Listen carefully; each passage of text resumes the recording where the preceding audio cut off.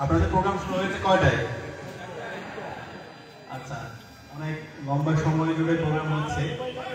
বরিশাল বিশ্ববিদ্যালয়ে একটা প্রোগ্রাম ছিল, শেষ করে আপনাদের এখানে এসেছি। নির্ধারিত সময় আসতে পারলে আমাদের প্রোগ্রামটা আরো প্রাণবন্ত হতো, আপনাদেরও কষ্ট কম হতো। তো আমরা আন্তরিকভাবে ক্ষমা চাচ্ছি। অনেকগুলো প্রশ্ন এসেছে, প্রশ্নের আনসার করে দেব। এর আগে একটা গান দিয়ে শুরু করতে চাই, গান শুনবেন?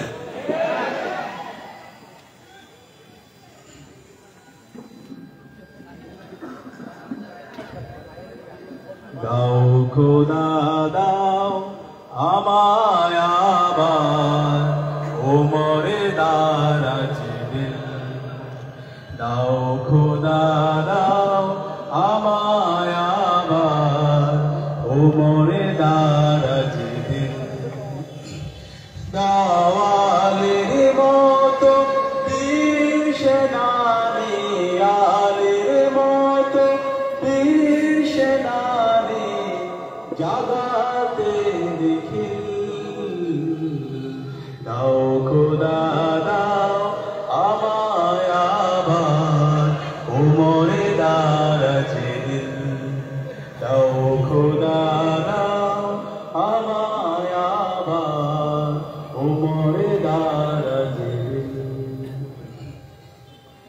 হামজাকে দাও ঘরে ঘরে জীবন ওমরে দারাজ দিল, সচ্চা ঈমান দিয়ে পাঠাও শত সাহাবা, তাদের দেখে বিশ্ব আবার বলুক মারহাবা, সচ্চা ঈমান দিয়ে পাঠাও শত সাহাবা, তাদের দেখে বিশ্ব আবার বলুক মারহাবা, আমার পাঠাও আবু বকর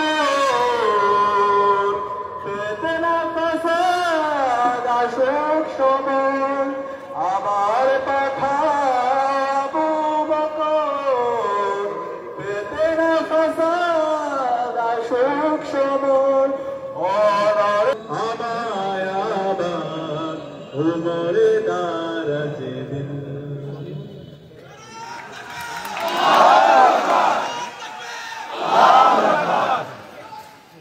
أعوذ بالله من الشيطان الرجيم. بسم الله الرحمن الرحيم. الحمد لله رب العالمين والعاقبة للمتقين والصلاة والسلام على سيد المرسلين وعلى آله وأصحابه أجمعين. ربي زدني علما رب اشرح لي صدري ويسر لي أمري واحلل عقدة من لساني يفقهوا قولي. ঐতিহ্যবাহী শিক্ষা প্রতিষ্ঠান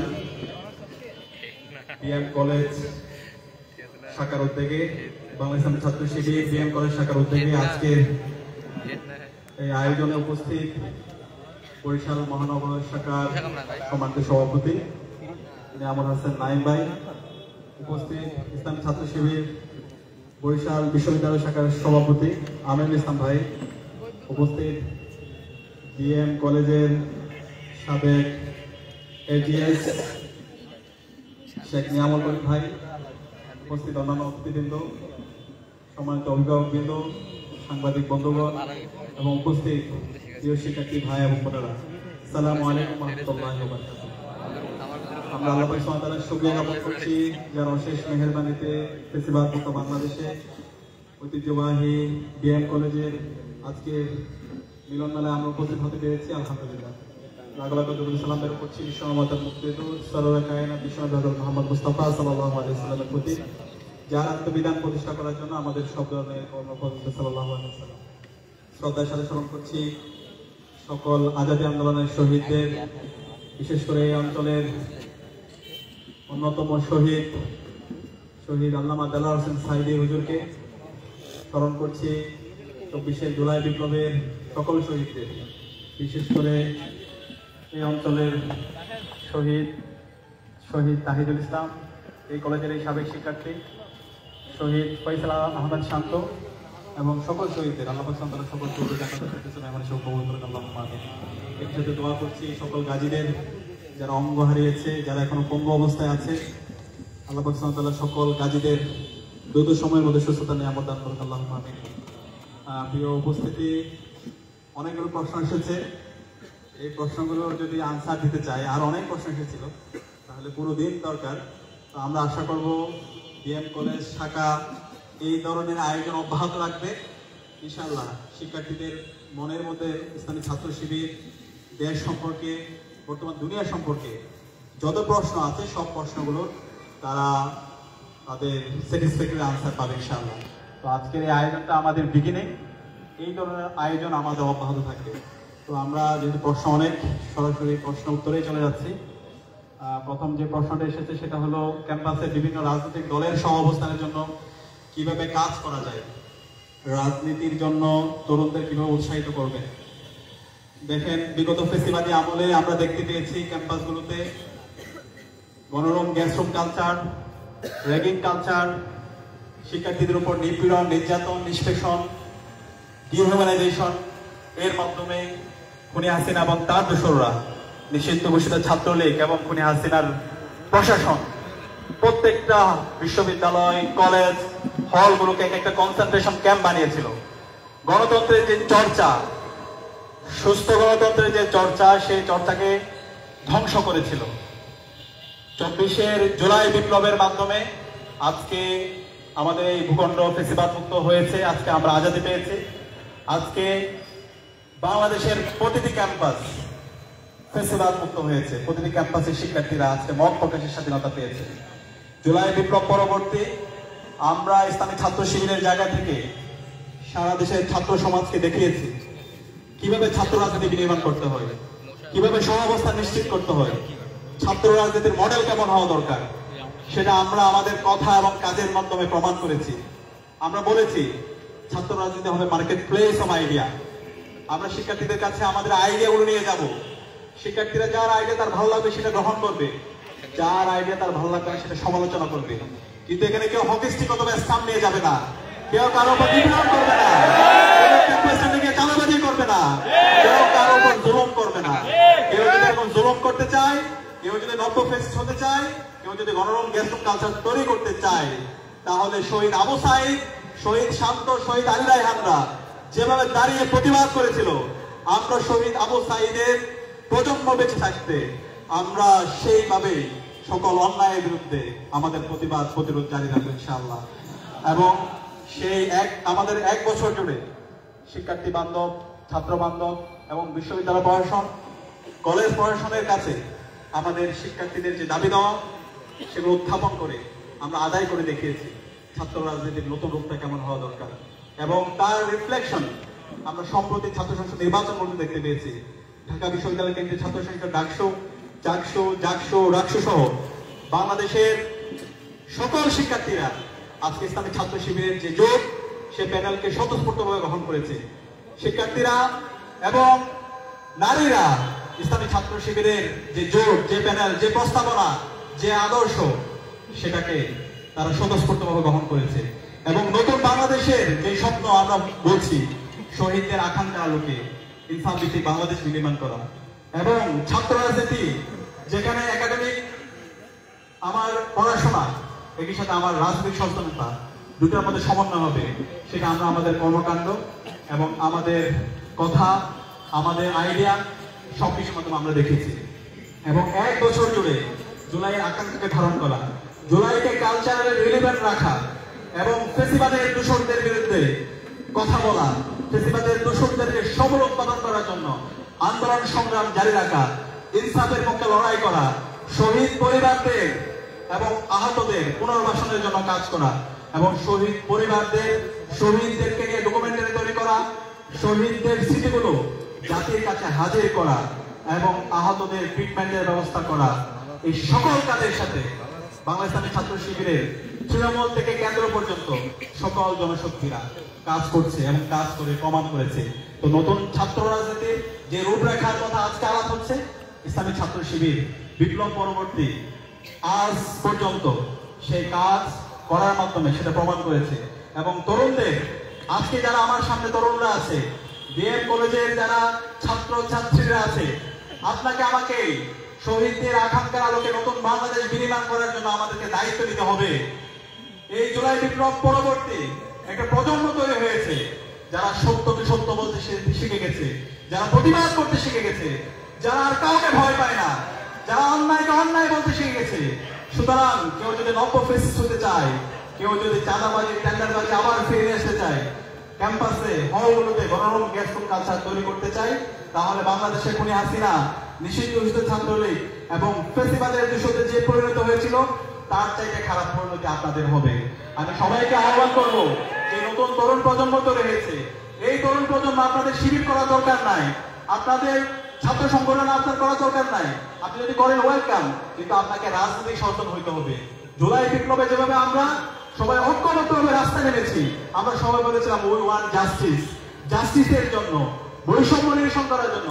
যেভাবে আমরা রাস্তায় নেমেছি, যেভাবে আমরা অন্যায়ের প্রতিবাদ করেছি, সেভাবে যদি আমরা আমাদের অন্যায়ের প্রতিবাদ জারি রাখতে পারি, আমরা যদি সবাই ঐক্যবদ্ধ সাথে আমাদের এই বাংলাদেশকে একটা পূর্ণাঙ্গ নেশন হিসেবে বিকাশ করার জন্য আমাদের লড়াই জারি রাখতে পারি, তাহলে আগামীর বাংলাদেশ অনেক সম্ভাবনা। আমি বিশ্বাস করি বিএম কলেজের যারা শিক্ষার্থীরা আছে এবং এই অঞ্চলের যে ছাত্র জনতা আছে, তারা এই লড়াই জারি রাখবে ইনশাআল্লাহ। এবং আমি বিশ্বাস করি সামনে একটা অনিবার্য বিপ্লব হবে, সেই বিপ্লব হবে ইনসাফের বিপ্লব ইনশাআল্লাহ। সেই বিপ্লবে বিএম কলেজের শিক্ষার্থীরা এক একজন অগ্রনায়ক হিসেবে ভূমিকা পালন করবে ইনশাআল্লাহ। পড়াশোনা, রাজনীতি, ভালো রেজাল্ট, দেশের জন্য কাজ করা, এই সকল কিছু একসাথে কিভাবে ম্যানেজ করবে? এই সকল একসাথে ম্যানেজ যদি করতে চান তারা ছাত্র শিবির করে। ছাত্র শিবির যদি আপনি আমাকে বলেন আমি ছাত্র শিবির করে কি পেয়েছি, ছাত্র শিবির আমাকে তৈরি করেছে, ছাত্র শিবির আমাকে শিখিয়েছে কিভাবে মানুষের সাথে কথা বলতে হয়, ছাত্র শিবির আমাকে শিখিয়েছে কিভাবে ক্যারিয়ার এবং ক্যারেক্টার দুটোর মধ্যে সমন্বয় করতে হয়, ছাত্র শিবির আমাকে শিখিয়েছে কিভাবে আমার স্কিল ডেভেলপমেন্ট করতে হয়, ছাত্র শিবির আমাকে শিখিয়েছে কিভাবে মানুষের সাথে নেটওয়ার্ক বিল্ড করতে হয়। আপনি বাংলাদেশে বসে একজন গ্লোবাল সিটিজেন হয়ে উঠবেন, সারা বিশ্বের সাথে আপনি নেটওয়ার্ক বিল্ড করবেন, সেটা আমাকে ছাত্র শিবির শিখিয়েছে। এবং ছাত্র শিবির আপনাকে মেন্টর দিবে, যে মেন্টররা আপনাকে গ্রোমেট করবে, আপনার ভুলগুলো ধরিয়ে দিবে। আপনার প্রতিনিয়ত যেমন সেলফ ডেভেলপমেন্ট ইন্ডেক্স হয়, আপনার যে মান উন্নয়ন, ব্যক্তিগত উন্নয়ন, আর্থিক উন্নয়ন, আধ্যাত্মিক উন্নয়ন, সেটা যেন ক্রমাগত ঊর্ধ্বমুখী হয়, সেটার জন্য আপনাকে কাজ করতে। এবং সেটা যদি ছাত্র শিবিরের একটা রিপোর্ট বই আছে, সেই রিপোর্ট বইটা কার কার কাছে আছে একটু হাত তুলে দেখি, কে কে পেয়েছেন? এই যে এদের যারা আছে অল্প, কিন্তু এখানকার নবম বই পাচ্ছে শিক্ষার্থী, তারা এখন পর্যন্ত রিপোর্ট বইটা রাখছেন না। আপনি যদি আপনার কল্যাণ চান, আপনি যদি একটা সফল মানুষ হতে চান, আপনি যদি আপনার বাবা মায়ের চৌকশি সরকারের সন্তান হতে চান, আপনি যদি আপনার ইনফ্লুয়েন্সিয়াল ক্যারিয়ার গঠন করতে চান, ইনফ্লুয়েন্সিয়াল ক্যারেক্টার গঠন করতে চান, আমি অনুরোধ করবো এখানে ছাত্র শিবিরের যে সায়েন্টিফিক রিপোর্ট আছে সেটা রাখা শুরু করেন। আজ থেকেই শুরু করেন। It's time to start today, not tomorrow. Tomorrow will never come. আজ থেকে শুরু করবেন। কে একটু হাত তুলতে দেখি। আচ্ছা, আপনাদের জন্য আছে আর অবশ্যই ভাইদের জন্য আছে, সবাই রাখেন। এবং এই রিপোর্ট রাখে যে আপনাকে শিবির করতে হবে, শিবির করার দরকার নাই।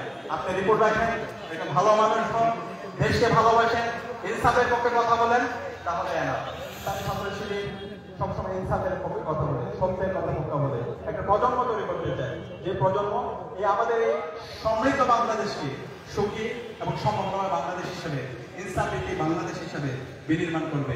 এবং আমার জায়গা থেকে আমি এই ইসলামী ছাত্র শিবিরের সাথে কানেক্ট হওয়া, ছাত্র শিবিরের রিপোর্ট আগে সেটা আমাকে অনেক কাজে দিয়েছে। আমি যখন বিশ্ববিদ্যালয়ে ভর্তি হয়েছি, এই বিশ্ববিদ্যালয়ে ভর্তি হওয়ার পর আমি অনেকে দেখতে পেয়েছি, আমার বন্ধু বান্ধবরা, তারা অনেকে তারা এসএসসি, দাখিল, ইন্টারমিডিয়েটে গোল্ডেন ক্লাস পেয়েছে, অনেক ভালো রেজাল্ট করেছে, কিন্তু বিশ্ববিদ্যালয়ে গিয়ে তাদের নৈতিক অধঃপতন হয়েছে। একই সাথে 1 বছর, 2 বছর, 3 বছর তারা রিয়েড নিয়েছে, তাদের ক্যারিয়ারও হারাইছে, ক্যারেক্টারও হারাইছে। তো সেটাকে ইসলামী ছাত্র শিবির আমার জন্য, আমার জীবনের জন্য একটা ব্লেসিং ছিল। ইসলামী ছাত্র শিবির আমাকে প্রথম বর্ষ থেকে আমার টাইম কিভাবে আমি ম্যানেজমেন্ট করবো, আমি কিভাবে কনসিস্টেন্ট ওয়েতে পড়াশোনা করবো, কিভাবে আমার স্কিল ডেভেলপমেন্ট করবো, বিশ্ববিদ্যালয়ে যে রিসোর্সগুলো আছে সেই রিসোর্সগুলোকে আমি কিভাবে কাজে লাগাবো, আমার কলেজে যে রিসোর্সগুলো আছে সেগুলো কিভাবে আমি কাজে লাগাবো, সেটা আমাকে শিখিয়েছে। যে কারণে আমি প্রথম বর্ষে ফার্স্ট সেমিস্টারে জীবনে ফার্স্ট হয়েছিলাম। একই সাথে আমার অ্যাক্টিভিটিও করেছি, রাজনীতিও করেছি, সাংগঠনিক কাজও করেছি, এবং শেষ পর্যন্ত আজকের এই পর্যায়ে এসে পেরেছি। তো সেই কারণে আপনি যদি নিজেকে সফল করতে চান, আপনার যে স্বপ্ন, সেই স্বপ্নকে বাস্তবায়ন করতে চান, আমি আপনাদেরকে অনুরোধ করবো ইসলামী ছাত্র শিবিরের যে আহ্বান, ইসলামী ছাত্র শিবিরের যে দাওয়াত, সেটা গ্রহণ করার জন্য। এটা একটা লোকপ্রিয় শিবির করাটা একটা লোভের জায়গা, এটা লোকপ্রিয় জিনিস। আমি আশা করবো ইমাম হাসান বান্না একটা ঐতিহাসিক উক্তি আছে, সেখানে তিনি বলেছেন, we call you to the teaching of Islam, to the preach of Islam. If it goes politics to you, then it's our politics. তো ইসলামের আহ্বানের দিকে আমি তোমাদেরকে ডাকবো, ইসলামের যে শিক্ষা সেটার দিকে আমি তোমাকে ডাকবো। এটা যদি তোমার কাছে রাজনীতি মনে হয় তাহলে এটা আমাদের রাজনীতি। তো বর্তমান সময়ে যে আপনি বললেন সুস্থতার রাজনীতি, সেই রাজনীতি আপনি চর্চা করতে চান, তাহলে ইসলামী ছাত্র শিবিরের মতো অসাধারণ সংগঠনে আপনারা ওয়েলকাম। এর মাধ্যমে আপনি দুনিয়ার জন্য আখিরাত পরকাল দুটার জন্য আপনি নিজেকে প্রস্তুত করতে পারবেন ইনশাআল্লাহ। এবং যে কথা বলেছেন সময় ম্যানেজমেন্ট, এটা তো ইসলামী ছাত্র শিবির যখন করবেন আপনাকে মাস্ট আপনার সময় ব্যবস্থাপনা মেনে চলতে হবে। এরপরে বলা হয়েছে একজন আদর্শবান ছাত্রনেতা হতে হলে গুণাবলী থাকা আবশ্যক বলে আপনি মনে করেন যা অন্যদের থেকে আলাদা করবে, এটাই তো বললাম। ঠিক আছে, আপনি ছাত্র শিবিরের সাথে এঙ্গেজ হন, অথবা ছাত্র শিবির একজন সৎ নেতৃত্ব, একজন সৎ মানুষ হওয়ার জন্য গুণাবলী থাকা দরকার। টাইম ম্যানেজমেন্ট ঠিক থাকা, রেগুলার পড়াশোনা করা, ভালো কাজের আহ্বান করা, সমাজের সোর্স অফ বেনিফিটের কারণ হওয়া, কল্যাণের কারণ হওয়া, খারাপ কাজ থেকে বেঁচে থাকা, এবং নিজের যে পরিকল্পনা সেই পরিকল্পনা আলোকে নিজেকে তৈরি করা। এভাবে যদি তৈরি করতে পারেন অবশ্যই আপনি সফল মানুষ হবেন। এবং এই ক্ষেত্রে সবচেয়ে নিজের নৈতিকতা। আপনি অনেক বড় ক্যারিয়ার করলেন কিন্তু আপনার নৈতিকতা নাই, তাহলে এই ক্যারিয়ারের কোনো দাম নাই। আমরা বিগত ফেস্টিভ্যালে আমরা দেখতে পেয়েছি উনি হাসিনা এবং তার দোসরদের অনেক বড় বড় ক্যারিয়ারওয়ালা লোক ছিল না? উনি হাসিনা এবং তার দোসরদের তারা অক্সফোর্ড থেকে পাস করছে, ক্যামব্রিজ থেকে পাস করছে, এমআইটি থেকে পাস করছে, হার্ভার্ড থেকে পাস করছে, ঢাকা বিশ্ববিদ্যালয় ভালো ভালো সাবজেক্ট থেকে, রাজশাহী বিশ্ববিদ্যালয় আপনাদের কলেজ থেকে পাস করে গিয়েছে। তারা বিশেষ ক্যাডার হয়েছে, মানবাধিকার কর্মী হয়েছে, সাংবাদিক হয়েছে, বুদ্ধিজীবী হয়েছে, কিন্তু এই জীবিকা সমাজের মানুষের কল্যাণের কারণ হতে পারছে?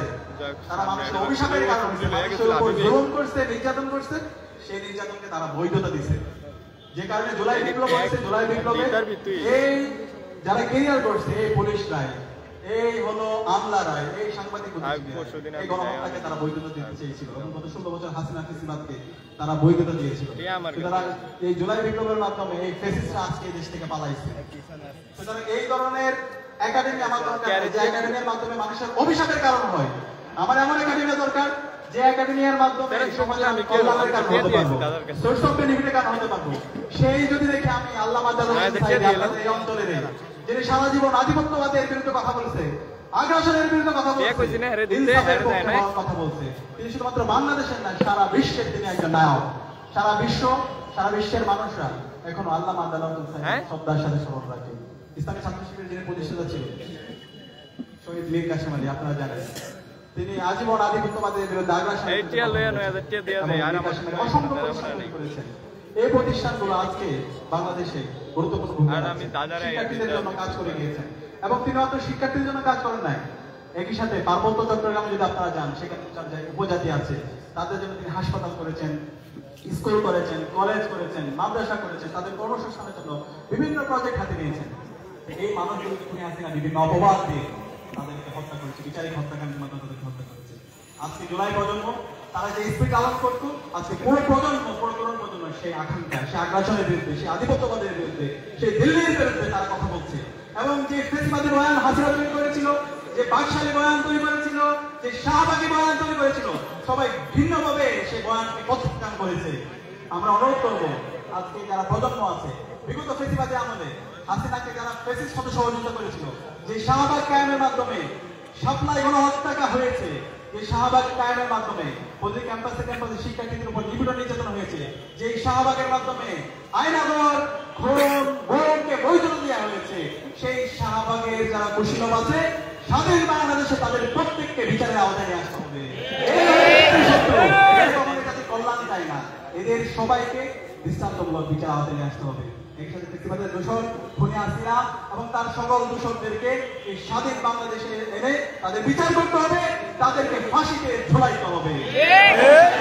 যে কিলার মিলিটারিরা আছে যারা এই খুনি হাসিনাকে ফেসিস্ট সাথে সহযোগিতা করেছে, তাদের সবাইকে বিচারের আওতায় নিয়ে আসতে হবে। একই সাথে আমরা এখন পর্যন্ত দেখতে পাই এই খুনি হাসিনা এবং নিষিদ্ধ ছাত্রলীগ, নিষিদ্ধ যুবলীগ, আওয়ামী লীগ, এরা এত বড় গণহত্যা এবং শিশু হত্যা করার পরও, গত 16 বছরে বাংলাদেশে ফেসিবাদ কায়েম করার পরও তাদের ন্যূনতম অনুশোচনা নাই।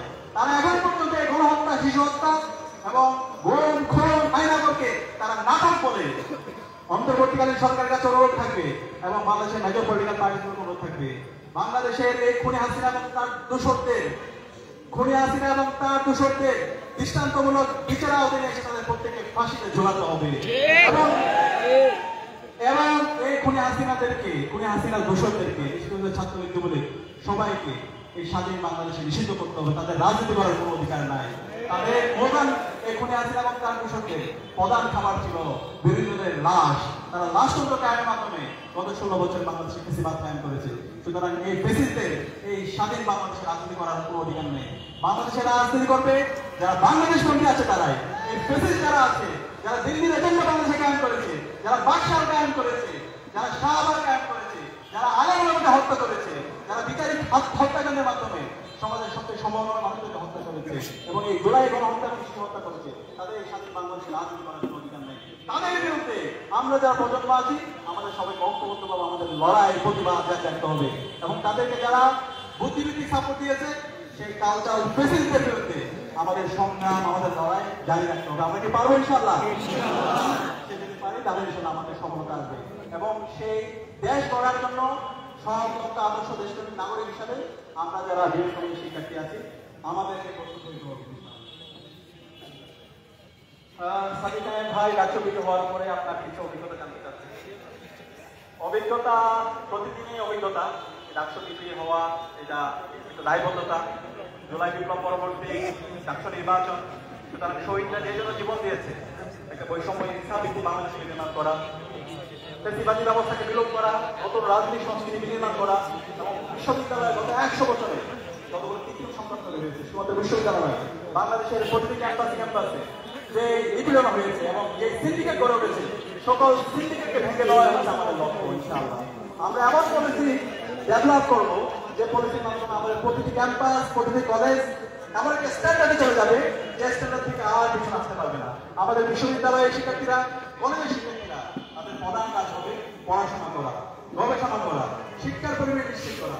বাংলাদেশের প্রতিটি ক্যাম্পাসে সেই শিক্ষার পরিবেশ নিশ্চিত করার জন্য যা করা দরকার সে কাজ আমরা ঢাকা বিশ্ববিদ্যালয়ের ডাকসু এবং অন্যান্য সংসদ সহ আপনাদের সবাইকে নিয়ে আমরা সেই লড়াই করতে চাই। সেই লড়াইকে আপনারা আমাদের সাথে থাকবেন এবং আমরা আমাদের বিশ্ববিদ্যালয়ে দেখতে পেয়েছেন আমরা স্বাস্থ্যগত দিক নিয়ে কাজ করছি, আমাদের শিক্ষার্থীদের নিরাপত্তা নিয়ে কাজ করছি, আমাদের নারীদের নিরাপত্তা নিয়ে কাজ করছি, আমাদের শিক্ষার পরিবেশ গবেষণার পরিবেশ নিশ্চিত করার জন্য কাজ করছি, আবাসন সংকট দূর করার জন্য দীর্ঘস্থায়ী যে সমাধান সেটা নিয়ে আমরা কাজ করছি এবং শিক্ষার্থীরা স্বতঃস্ফূর্তভাবে আমাদের সাথে আছে, আমাদেরকে রেসপন্স করছে। কিন্তু কালচারাল ফেসিস গ্রুপ যারা জুলাইয়ে পরাজিত হয়েছে সেই হাসিনার দালাল তারা আবার নতুনভাবে বিভিন্ন ধরনের করার চেষ্টা করছে। আমরা বলতে চাই এই যারা পরাজিত শক্তি আছে, যারা হাসিনার এজেন্ডা তোমরা এখানে কায়েম করতে চাও, তোমাদের জীবনে বাংলাদেশে হবে না। তোমাদের এই বয়ান, তোমাদের এই বক্তব্য বয়ান, তোমাদের এই ক্যাসেট এই স্বাধীন বাংলাদেশে চলবে না ইনশাআল্লাহ। আমি অনুরোধ করবো আপনাদের এই কলেজে অসংখ্য সমস্যা আছে, আপনাদের এখানে অডিটোরিয়ামের সমস্যা, ক্লাসরুমের সমস্যা, ভবন অনেকদিন ধরে ভঙ্গুর অবস্থায় আছে, আপনাদের সমস্যা আমরা ইনশাআল্লাহ আপনাদের সাথে নিয়ে আমরা আমাদের সরকার শিক্ষা উপদেষ্টা তার কাছে দাবি উত্থাপন করবো এবং আপনাদেরকে সাথে নিয়ে আপনাদের যে ক্যাম্পাসে গণদাবি ছাত্র সংসদ নির্বাচন সেই নির্বাচন পরিষ্কার এই জুলাই পরবর্তী সবার দাবি সকল শিক্ষার্থীর দাবি বাংলাদেশের প্রতিটি ক্যাম্পাসে ছাত্র সংসদ নির্বাচন দিতে হবে। শিক্ষার্থীদের নির্বাচিত প্রতিনিধিরাই আগামী বাংলাদেশে তারা নেতৃত্ব দিবে। কোন চাঁদাবাজ টেন্ডারবাজ কোন বাপ্পা এই স্বাধীন বাংলাদেশে রাজনীতি করার অধিকার নাই। শিক্ষার্থীদের যারা আছে তারা বাংলাদেশের নির্বাচিত প্রতিনিধি মনোনীত করার জন্য উপদেষ্টা তাকে উত্থাপন করছি সকল ক্যাম্পাসে সকল কলেজগুলোতে দ্রুত সময় শিক্ষার্থীদের আকাঙ্ক্ষা তাদের যে স্বপ্ন সেই স্বপ্নকে বাস্তবায়ন করে আগামী ছাত্র রাখতে হবে ছাত্র সংসদ নির্বাচনকে কেন্দ্র করে।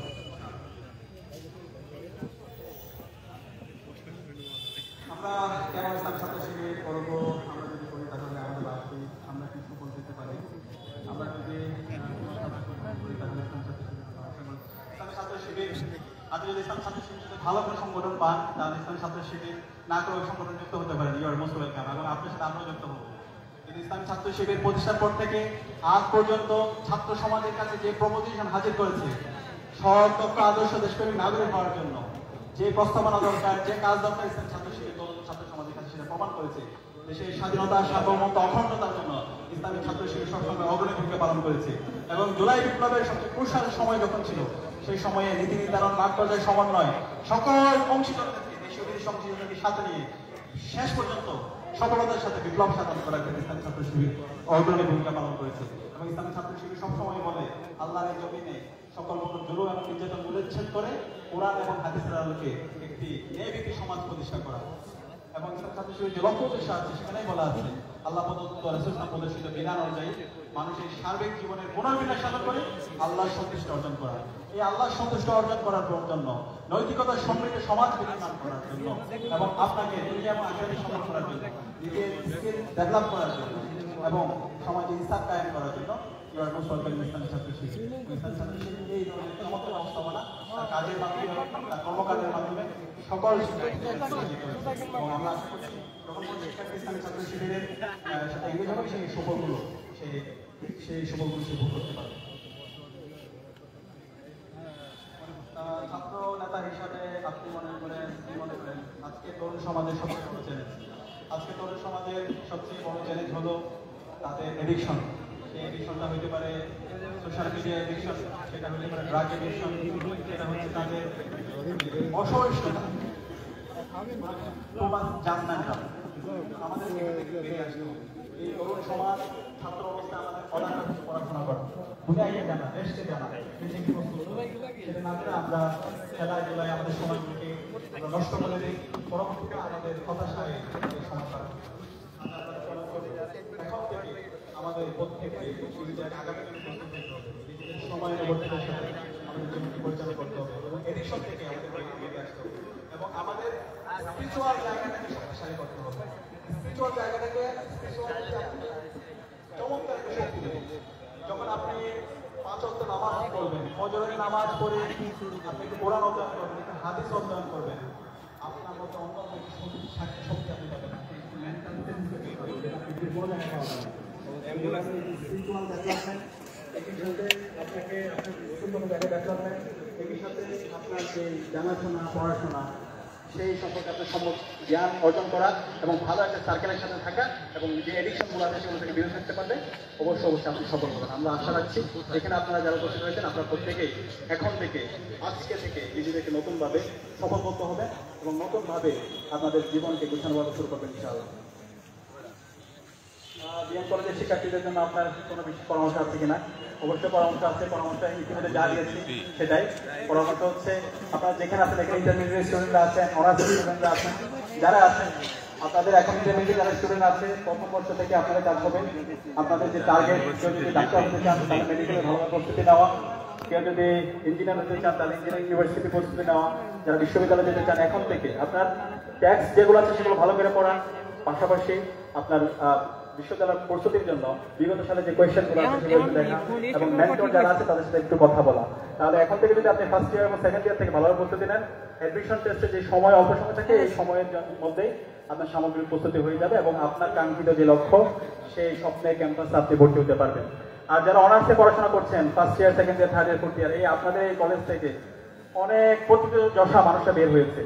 তো এখন থেকে আপনাদের প্রস্তুতি নিতে হবে। ফার্স্ট ইয়ার থেকে আপনি যে ডিপার্টমেন্টে পড়েন সেই ডিপার্টমেন্ট সম্পর্কে আপনার একটা সম্ভব যেন একটা সাউন্ড নলেজ থাকে। আপনি যে ডিপার্টমেন্টে পড়েন ভালো আপনার জানাশোনা থাকে। একই সাথে আমরা এই কো-কারিকুলাম অ্যাক্টিভিটিতে এনগেজ হওয়া, বিভিন্ন ধরনের কো-কারিকুলাম অ্যাক্টিভিটিস আছে, আপনার ডিবেট আছে, বাদন আছে, অথবা যে কাজ সামাজিক সংগঠন সেগুলো সেটা এনগেজ থাকে। এগুলো হলে তাহলে আপনার কম্পিউটারটা ভেঙে যাবে, সবার সাথে আপনার কাজ করতে আপনি শিখবেন। আপনার হচ্ছে যৌক্তিকভাবে যখন কিছু আপনি চিন্তা করতে শিখবেন আপনার ভয় কেটে যাবে। সেকেন্ড ইয়ারে গিয়ে যদি আপনি একটা এক্সট্রা ল্যাঙ্গুয়েজ শিখতে পারেন, এখন অনলাইনে অনেক কিছু পাওয়া যায়, আপনি যদি একটু চাইনা পারেন অথবা জাপানিজ পারেন অথবা ফ্রেঞ্চ পারেন অথবা ইংলিশটা ভালো পারেন, আরবিটা ভালো পারেন, এই ভাষাটাই আপনার বিশাল কেরিয়ার করে দিবে। যে ভাষা জানে তারা তাকে নিয়ে ভাবতে হয় না, আপনি ঘরে বসে আপনি ইনকাম করতে পারবেন। অথবা হচ্ছে আপনি কোনো কোর্স করলেন, আইটি কোর্স, আপনি যদি ডিজিটাল মার্কেটিং ভালো জানেন অথবা হচ্ছে আপনি গ্রাফিক্সের কাজ পারেন, অথবা হচ্ছে আপনি এআই পারেন। এই যদি আপনার আইটি নলেজটা যদি ভালো থাকে তাহলে আপনার হিউজ হচ্ছে আপনার অপরচুনিটি, আপনার চাকরি নিয়ে আপনার ভাবতে হবে না। এর পাশাপাশি যদি আপনি থার্ড ইয়ারে গিয়ে আপনি আইএলটিএস করতে নিতে পারেন, জিআরই করতে নিতে পারেন, অনলাইনে সব কোর্স পাওয়া যায়। আপনারা যদি একটু কনসেন্ট্রেট করেন দেখবেন হয়ে গেছে। একই সাথে ফোর্থ ইয়ার মাস্টার্সে যদি আপনি বিসিএস অথবা কম্পিটিটিভ এক্সামগুলো আছে সেই এক্সামে যদি আপনি প্রস্তুতি নেন তাহলে দেখবেন যে আপনার প্রস্তুতি হয়ে গেল।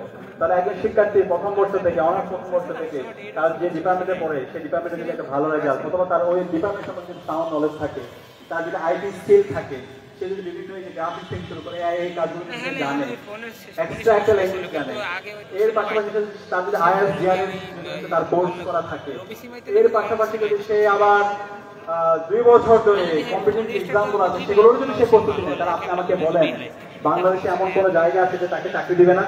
তাকে চাকরি দেওয়ার জন্য সবাই তার পিছনে পিছনে ঘুরবে, এবং শুধু বাংলাদেশে সারা বিশ্বে নেতৃত্ব দেওয়ার জন্য সে প্রস্তুত হয়ে উঠবে। তো সেই ধরনের কম্পিটেন্ট মানুষ হওয়া, ম্যান পাওয়ার হওয়া, এটা তো আমাদের কাজ। এই কারণে তো আমরা পড়াশোনা করছি। আজকে যদি উন্নত বিশ্ব দেখি, যে বড় বড় বিশ্ববিদ্যালয়গুলো আছে সেই বিশ্ববিদ্যালয়ের শিক্ষার্থীরা কিন্তু প্রথম বর্ষ থেকে এভাবে তারা পড়াশোনা করে, পরবর্তীতে তারা তাদের ন্যাশনাল জন্য একটা অ্যাসেট হয়। আমাদের বাংলাদেশে আমাদের শিক্ষার্থীরা আছে, আমাদের সেই সম্ভাবনা আছে। আমরা হেলায় দুলে আমাদের সময়গুলো নষ্ট করার কারণে আলটিমেটলি আমরা ন্যাশনাল জন্য কন্ট্রিবিউট করতে পারি না। এক সময় করতে মাস্টার থেকে আমাদের হতাশা কাজ করে, পরবর্তীতে অনেকে সুসাইড করে, অথবা তাদের চাকরি থাকে না, একটা সমাজের জন্য বার্ডেন হয়ে যায়। তো আমরা কি সমাজে বার্ডেন হতে চাই? আমরা সমাজে অ্যাসেট হতে চাই, সম্পদ হতে চাই, হিউম্যান রিসোর্স হতে চাই।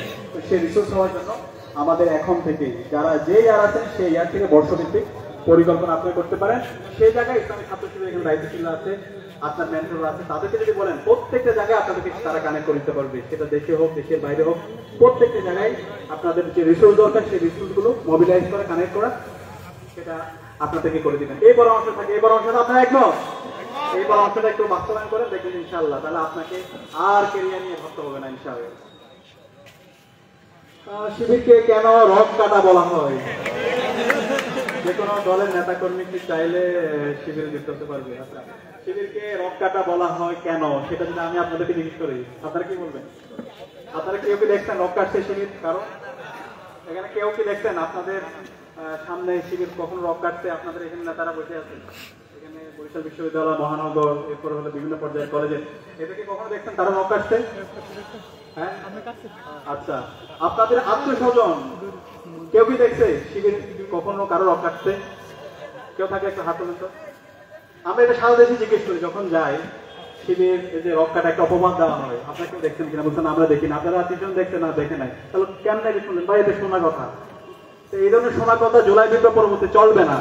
ইসলামের ছাত্র শিবিরকে আদর্শিকভাবে মোকাবেলা করতে না পেরে এই কালচারাল ফেসিস্টরা, যারা বাংলাদেশের স্বাধীনতার সার্বভৌমত্বের বিরুদ্ধে, যারা এখানে দিল্লির এজেন্ডা বাস্তবায়ন করতে চায়, তারা ইসলামিক ছাত্র শিবিরকে আদর্শিকভাবে মোকাবেলা করতে না পেরে তারা এই ধরনের দিল্লির বয়ান, বাকশালী বয়ান, সেটা ইসলামিক ছাত্র শিবিরের উপর চাপিয়ে দিয়েছে। এই বয়ান জুলাই বিপ্লব পরবর্তী বাংলাদেশে চলবে না। ছাত্র শিবির এই সমাজের সবচেয়ে মেধাবী, যোগ্য এবং সৎ ছেলেমেয়েরা ছাত্র শিবির করে। ছাত্র শিবির ইতিহাসে কখনো কেউ কারো রক কাটছে, কারো ক্ষতি করছে, সেরকম কোনো এক্সাম্পল নাই। সুতরাং এই ধরনের অপবাদ যারা দিবে তারাই এই দেশের শত্রু, তারা এই দেশের কল্যাণ চায় না, তারা এই জুলাইয়ের যে আকাঙ্ক্ষা সেটাকে তারা ধারণ করে না।